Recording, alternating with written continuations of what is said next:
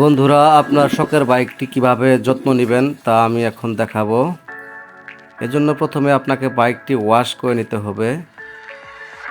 Bike ওয়াশের সঠিক নিয়মটাই আমি এখন আপনাদের মাঝে শেয়ার করব। নিজের হাতে কাজ করি, কাজ তো ভিড়ানো, কাজের মাঝে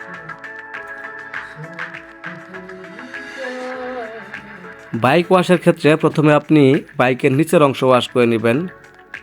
বাইকের হুইল, রিম, ইঞ্জিন, চেইন সহ যত চিপা চাপা জায়গা আছে প্রথমে আগে ওয়াশ করে নেবেন। আর এক্ষেত্রে আমি ছোট্ট একটি বালতিতে পানি নিয়ে তার মধ্যে 2-3টা শ্যাম্পু গুলিয়ে নিয়েছি। আর শ্যাম্পুগুলা পানি দিয়ে আমি এরকম ব্রাশ দিয়ে ঘষে ঘষে পরিষ্কার করে নিচ্ছি। যেহেতু বাইকের নিচের অংশে ময়লা বেশি হয়, প্যাক কাদা সব নিচেই লাগে বেশি, সেজন্য খুব ভালোভাবেই পরিষ্কার করতে হবে। চিপা চাপা ঘষে ঘষে পরিষ্কার করে নেবেন। একটি বাইকের অন্যতম গুরুত্বপূর্ণ পার্টস হচ্ছে বাইকের চেইন, তাই চেইনের সঠিক যত্ন করতে হয়। আমি আমার চেইনটিতে প্রথমে কেরোসিন দিয়ে ভিজিয়ে নিয়েছি, তারপর আবার কেরোসিন দিয়ে ব্রাশ দিয়ে ঘষে ঘষে ঘষে ঘষে ময়লা উঠিয়ে নিয়েছি। এখন আবার শ্যাম্পু মিশ্রিত পানি দিয়ে ফাইনালি ঘষে ঘষে সকল ময়লা তুলে নিচ্ছি। এখন আমি চেইনটিতে পানি মেরে দেখাবো কতটা পরিষ্কার হয়েছে চেইন। দেখতে পাচ্ছেন, ওয়াও। এবার আসি বাইকের হাইড্রোলিক ডিস্কের দিকে। হাইড্রোলিক ডিস্কে যদি কোনো প্রকার প্যাক কাদা ময়লা লেগে থাকে সেটা ভালোভাবে ঘষে ঘষে পরিষ্কার করে নেবেন। এভাবে বাইকের নিচের দিকটার প্রতিটা মেটাল অংশে ঘষে ঘষে পরিষ্কার করে নেবেন। ইঞ্জিনে পরিষ্কার করে নেবেন। ইঞ্জিনে অনেক সময় ধুলা বালু ময়লা লেগে থাকে, খারাপ দেখায়। শ্যাম্পু মিশ্রিত পানি এবং ব্রাশ দিয়ে ঘষে ঘষে বাইকটা পরিষ্কার করার সময় আপনি মাঝে মাঝে পানি মেরে নেবেন। পানি দিলে হয় কি, ময়লাটা দ্রুত সরে যায়। আমাদের নিচের এই মেটাল অংশ ওয়াশ করা শেষ। আমরা এখন উপরের এই আপনার সেনসিটিভ অংশগুলোকে আমরা ওয়াশ করবো। তার জন্য আমি প্রথমে মগের মধ্যে পানি ভরে নিচ্ছি। 1 মগ পানি নিয়েছি। 1 মগ পানির মধ্যে দিব আমি এখন একটা ডাব শ্যাম্পু।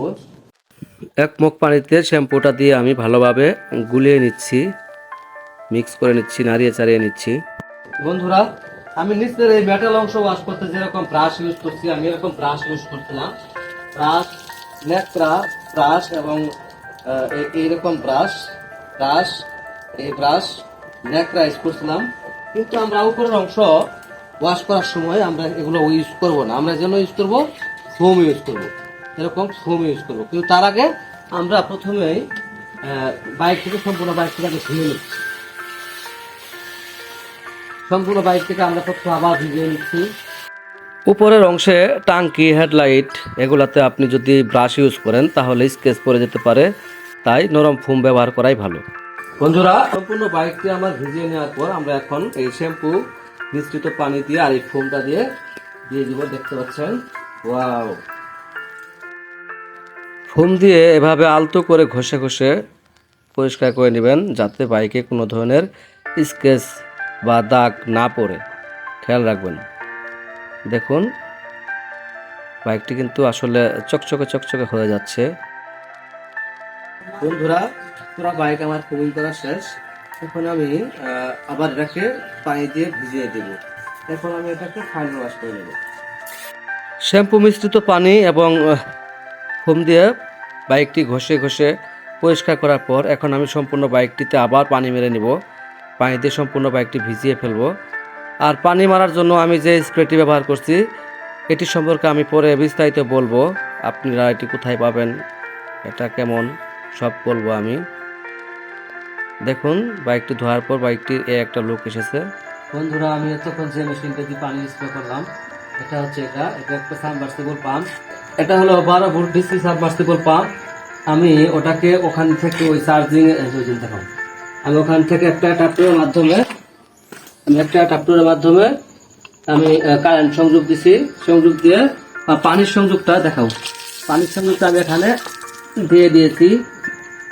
দেওয়ার কারণে আমি এখানে পানি যথেষ্ট পানি সাপ্লাই পাচ্ছি। আর আমার গাড়ি ওয়াশ করার জন্য প্রথমে আমি 1 বালতি পানি নিয়েছিলাম। 1 বালতি পানিতে আমি এখানে শ্যাম্পু দিয়েছিলাম 2টি, আর নিচে মেটাল, যেহেতু মেটাল ওয়াশ করছি, আমি এখানে ব্রাশ টাশ ইউজ করছি। এবং বাইকটির উপর অংশ ওয়াশ করার সময় আমি কিন্তু কখনোই এই ধরনের ব্রাশ বা ন্যাকড়া ইউজ করিনি। আমি বরং আমি দেখছিলাম আদা শ্যাম্পু দিয়ে আমি ফোম ইউজ করছি। ফোম ইউজ করে বাইকটাকে আমি সুন্দর করে পরিষ্কার করছি। এখন বাইক ওয়াশ শেষ, এখন বাইকটা আমার মোছার পালা। এখন আমি বাইক দ্রুত মুছে ফেলবো। মোছার জন্য ফাইবার অপটিক ন্যাকড়া ব্যবহার করবেন। আমার যেহেতু নাই, আমি নরম সুতি ন্যাকড়াগুলো আমি ব্যবহার করছি। স্যান্ডো গেঞ্জির ন্যাকড়া হলে বেশি ভালো হয়, কারণ নরম ন্যাকড়া হলে আপনার ট্যাঙ্কিতে স্কেচ পড়বে না। খেয়াল রাখবেন এবং সেভাবেই মুছবেন। বন্ধুরা, পুরো বাইকটি আমার মুছে নেওয়া শেষ। এখন আমি বাইকটিকে পলিশ করব, স্প্রে করব। স্প্রে করার জন্য আমি নিয়েছি ফ্লামিঙ্গো, দেখতে পাচ্ছেন ফ্লামিঙ্গো ড্যাশবোর্ড পলিশ। এটা আমার কাছে দাম নিয়েছিল 250 টাকা।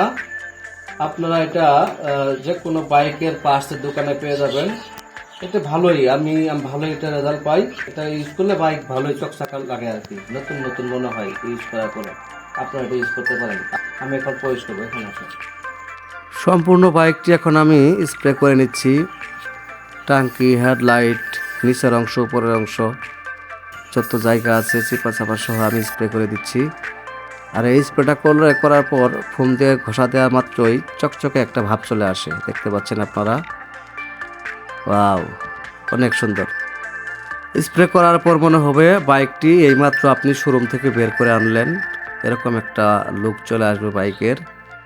আমি বাইকের সামনে পিছনে সব দিকে আমি স্প্রে করে দিচ্ছি। বন্ধুরা, ফাইনালি আমার বাইকটি ওয়াশ এবং পলিশ স্প্রে করা শেষ।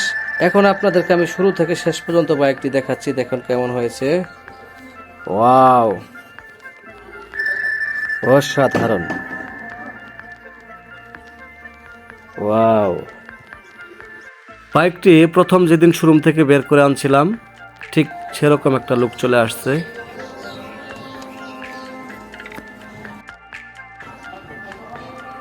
পুরুষ মানুষ তার বাহনটিকে ভালোবাসে, তাই ভালোবাসার জিনিসটিকে যত্ন করে রাখতে হয়। প্রত্যেকটা অংশ আপনাদেরকে দেখানোর চেষ্টা করছি আমি। দূর থেকে দেখেন একটু।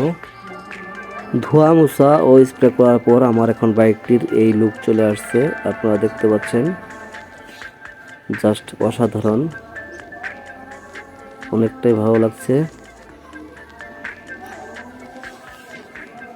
বন্ধুরা, আমার বাইকটির ওয়াশ এবং পলিশের কাজ শেষ। এখন আমি বাইকটির ইঞ্জিন অয়েল পরিবর্তন করব। তার কারণে আমি নিয়েছি হোন্ডা কোম্পানির প্রো হোন্ডা ইঞ্জিন অয়েলটি। এটা হচ্ছে 10W30 গ্রেডের একটি এবং এটা মিনারেল। আর যেহেতু আমি মিনারেল ইউজ করি, তাই আমি প্রতি 1000 কিলো পর পর আমি এই ইঞ্জিন অয়েল চেঞ্জ করি। আর এক্স ব্লেডের জন্য হোন্ডা কোম্পানি এই 10W30 গ্রেডের হোন্ডা কোম্পানির এই প্রো হোন্ডা ইঞ্জিন অয়েলটি সাজেস্ট করেছে, তাই আমি এটি ইউজ করি। আপনারা চাইলে গ্রেড ঠিক রেখে সেমি সিনথেটিক, ফুল সিনথেটিক আপনারা ইউজ করতে পারেন, সমস্যা নাই। আর আমি ইঞ্জিন অয়েল ড্রেন দেওয়ার জন্য প্রথমে আমি একটা এল নিয়েছি। এটা 12 নাম্বার এল, এটাকে বলে 12 নাম্বার এল। এক্স ব্লেডের জন্য 12 নাম্বার এল লাগে। আমি 12 নাম্বার এল দিয়ে প্রথমে আমি এখানে 12 নাম্বার এল দিব। হ্যাঁ, খুব সহজেই আমার ড্রেন হচ্ছে। আপনারা কখনোই এই নাটটাকে অতিরিক্ত টাইট দিবেন না, অতিরিক্ত টাইট দিয়ে রাখলে সমস্যা হয় খুলতে। আমি যেহেতু কম টাইট দিয়ে রাখি, খুব সহজেই খুলে গেল। আমার মোবিল ড্রেন হচ্ছে। এখন আমি ইঞ্জিন অয়েলটাকে আবার ইঞ্জিনে ভরে নেব, দেখতে পাচ্ছেন। একটা বাইকের অন্যতম গুরুত্বপূর্ণ পার্ট হচ্ছে চেন। এই জন্য চেনের সঠিক যত্ন করতে হয়। চেন যত্ন করলে চেনটা অনেক দীর্ঘদিন ঠিক থাকে। আর চেনটা যদি আপনি যত্নে রাখেন তাহলে চেনটা দীর্ঘদিন ঠিক থাকবে। তো চেন যত্নে রাখার জন্য কি কি করণীয় আমি বলে দিচ্ছি। প্রথমে চেনটাকে আপনাকে পরিষ্কার করতে হবে। আপনারা হয়তো খেয়াল করছেন, আমি বাইকটা ওয়াশের সময়ই আমি এই চেনটাকে পরিষ্কার করে নিয়েছি। প্রথমে কেরোসিন এবং ব্রাশ দিয়ে পরিষ্কার করে নিয়েছি, তারপরে আমি সাবান শ্যাম্পু দিয়ে সে পরিষ্কার করে নিয়েছি। এখন পরিষ্কার চেন, এতে আপনি লুব ব্যবহার করবেন। অনেকে বিভিন্ন লুব ব্যবহার করে, তো বাজারে লুব স্প্রে পাওয়া যায়। প্রত্যেকটা একটা স্প্রে 5-7 বার ব্যবহার করা যায়, কিন্তু একটা স্প্রে দাম হলো 350 টাকা, 3 থেকে 4 বার ব্যবহার করা যায়। আসলে ভাই আমি গরিব মানুষ, আমি তাই এরকম দাম দিয়ে স্প্রে কিনে ব্যবহার করার মতো টাকা আমার নাই। তবে লুব স্প্রের বিকল্প হিসাবে আমি ব্যবহার করি স্কোয়ারের মেরিল পেট্রোলিয়াম জেলি। অসাধারণ, ঠিক আছে, আমি এটা খুব ভালো পাই। ঠিক আছে, এটা ব্যবহার করে আমি সন্তুষ্ট, অনেক ভালো থাকে এবং ময়লা কাটে। এই জন্য আমি ব্যবহার করি মেরিল। কিভাবে ব্যবহার করি চলুন দেখা যাক, আসে। আমি সম্পূর্ণ চেইনটিকে ঘুরিয়ে ঘুরিয়ে ঘুরিয়ে ঘুরিয়ে মেরিল লাগিয়ে নিচ্ছি। এটা পেট্রোলিয়াম জেলি, এটা চেনটাকে ভালো রাখে এবং ময়লা জমতে দেয় না। আমার ভালো লাগে, আমি ইউজ করি, অনেক সন্তুষ্ট। এর আগে আমি কয়েকটা লুব স্প্রে ইউজ করছিলাম, কিন্তু আসলে 300-350 টাকা একটা স্প্রে কেনার পর যদি সেটা 3 থেকে 4 বার ইউজ করলে শেষ হয়ে যায়, আসলে এটা আমার কাছে বিলাসিতাই মনে হয়। তাই আমি এখন আর সেটা ইউজ করি না। এখন আমি এই মেরিল পেট্রোলিয়াম জেলি ইউজ করি এবং সন্তুষ্ট। বন্ধুরা, ফাইনালি আজকে বাইকটির সব কাজ শেষ। এখন আমি বাইকটির পারফরমেন্স চেক করার জন্য ট্রায়াল দিয়ে দেখব। ওয়াও, অসাধারণ, অনেকটা স্মুথ লাগছে। এখন যেহেতু ইঞ্জিন অয়েল চেঞ্জ করা হয়েছে, চেইনে মেরিল দেওয়া হয়েছে, অনেকটা স্মুথ লাগছে, অনেক ভালো লাগছে। সর্বোপরি সেই সেই সেই পারফরমেন্স।